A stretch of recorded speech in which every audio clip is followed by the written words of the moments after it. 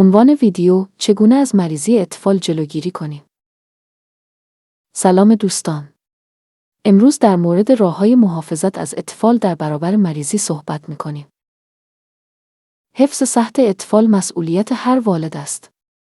با چند قدم ساده می‌توانیم از مریضی جلوگیری کنیم. اول، شستن منظم دست‌ها بسیار مهم است. پیش از غذا و بعد از استفاده از تشناب دستان کودک باید شسته شود.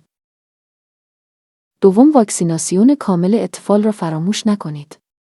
واکسین‌ها بدن کودک را در برابر امراض خطرناک مقاوم می‌سازند. سوم، غذای سالم و تازه به کودکان بدهید. میوه، سبزی و غذاهای خانگی سیستم دفاعی بدن را تقویه می‌کند.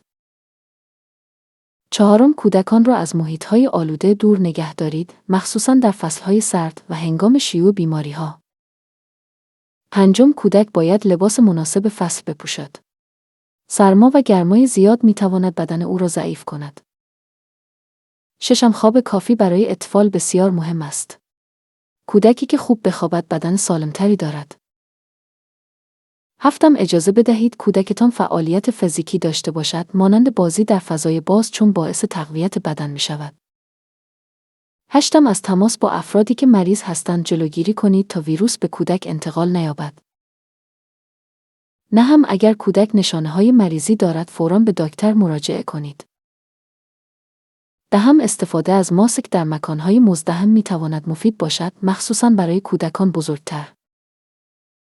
11، خانه‌تان را پاک و منظم نگه دارید تا از رشد میکروب‌ها جلوگیری شود.